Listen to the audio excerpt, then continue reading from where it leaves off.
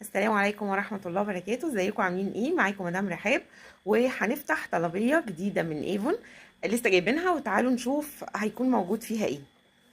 نبتدي مع بعض ونقول بسم الله.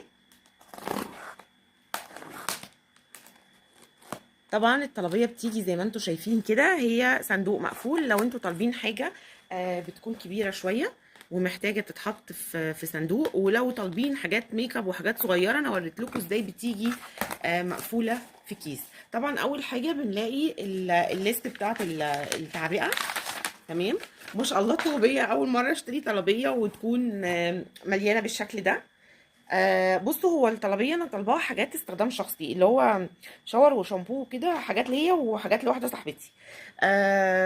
اول حاجه ده شاور اول مره اشتريه او مش اول مره اشتريه، اشتريت قبل كده الايفون كير، بس ده شاور 500 مللي. عايزه اوضح لكم لان دايما ايفون كير كان بيبقى 400 مللي، ده 500 مللي. تمام.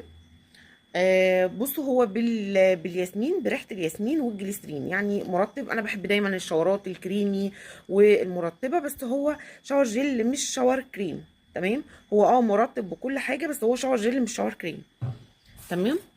طيب هنا بقى في الشاور كريم اللي هو ده برضو.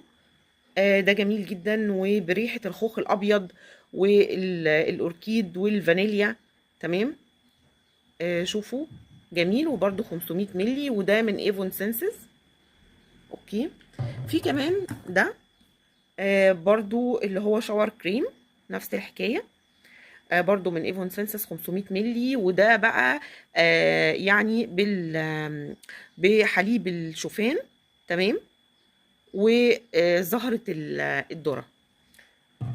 في منه قطعتين. اوكي.